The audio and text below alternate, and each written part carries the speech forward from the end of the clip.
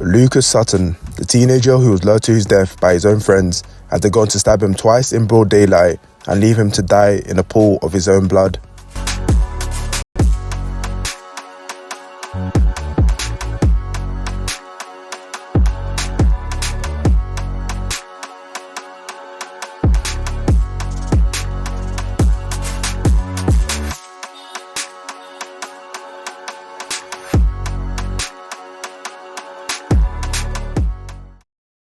This story takes place in Croydon, South London. You see, South London is known for its gang activity and is considered one of the most dangerous parts of London because of the amount of stabbings and shootings that take place. I've covered and spoken about multiple South London gangs in my videos, and some of them you might recognise, like 6-7 from Brixton Hill, Harlem Spartans from the Kennington area, and most recently Zone 2 from Peckham, South London. The murder of Lucas Sutton has allegedly been linked to Croydon gangs Widen SPV and White Horse. Again, this is still alleged, but it's hard to find any information on these two groups as they're not as big as other gangs around the area, but the Widen gang does have music out there with quite a few members. Lucas Sutton, Kian Williams and Kai Nelson Palmer are believed to be part of a group, with the three of them being really good friends, but Lucas being closer with Kai Palmer than Kian Williams, as they grew up in the same area. Lucas Sutton, described by his family as a bright kid who made mistakes, was going to make a bad choice that cost him his life at just the age of 22. Lucas was given a firearm by the gang to hold, but for unknown reasons, Lucas would go behind his friend's back and attempt to sell the gun that he and his other two friends were supposed to hold on to.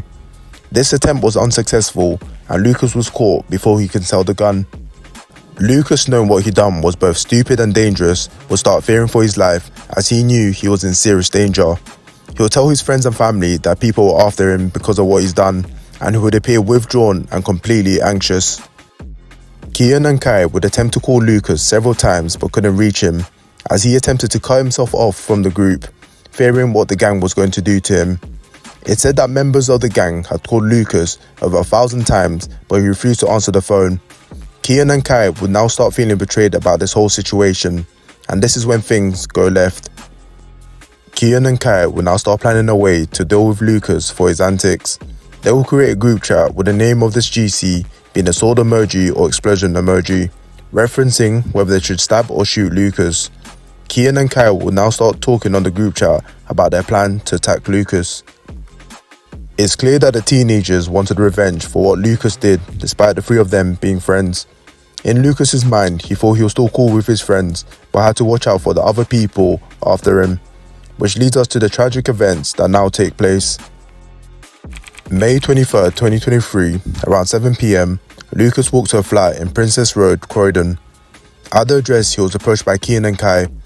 It's not known whether the group planned to meet and how they managed to contact Lucas, but the two teens will act like nothing is wrong and they have no problems with Lucas. Lucas, trusting his friends, will talk with them for a bit, and you can see CCTV footage of the three teenagers walking to a shop and buying drinks as if everything is normal. You can see Kai leaving the shop and Lucas handing him a drink, whilst Kian stays outside with a bally on, scanning the area.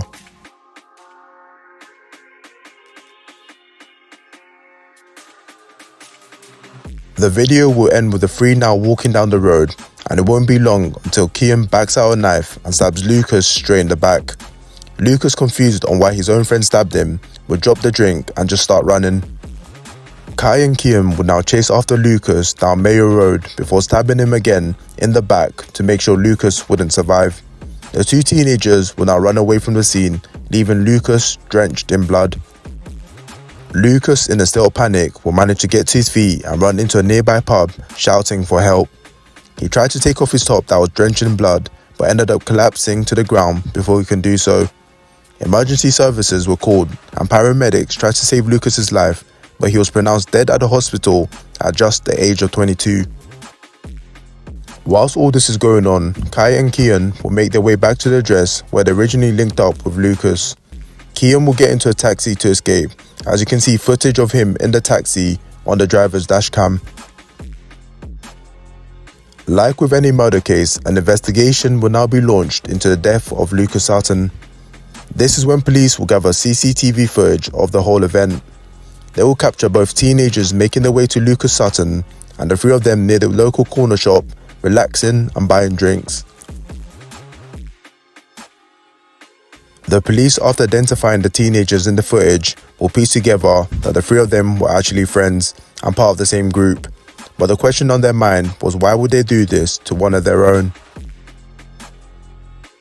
Police will now make way to Kian's home address, which is when they found the distinctive balaclava that he was wearing in the CCTV footage near the corner shop before stabbing Lucas.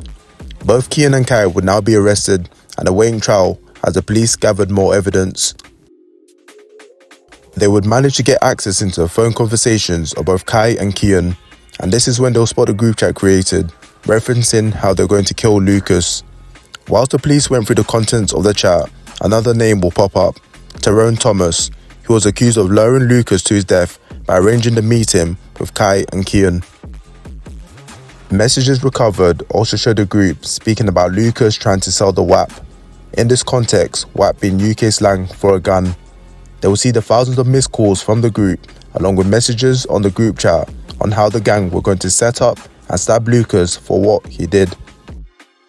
The family will speak on the matter to the police, saying that Lucas had actually spoken to them and told them how he upset some people, and that he had to remain low profile because he feared for his safety. Lucas was more withdrawn than usual and seemed on edge about everything. With all this evidence now gathered, Kai Nelson Palmer and Kian Williams will now stand trial in relation to the murder of Lucas Sutton. To summarise the court case, DC Inspector Brian Howie stated that the evidence gathered and presented to the jury built up a clear picture of a plot to lure Lucas to an address in Croydon, act as if nothing was wrong, and then violently attack him. Along with this, Lucas and one of the defendants had been friends, but in the minds of the group, Lucas had crossed them by attempting to get rid of the firearm he had been holding on to.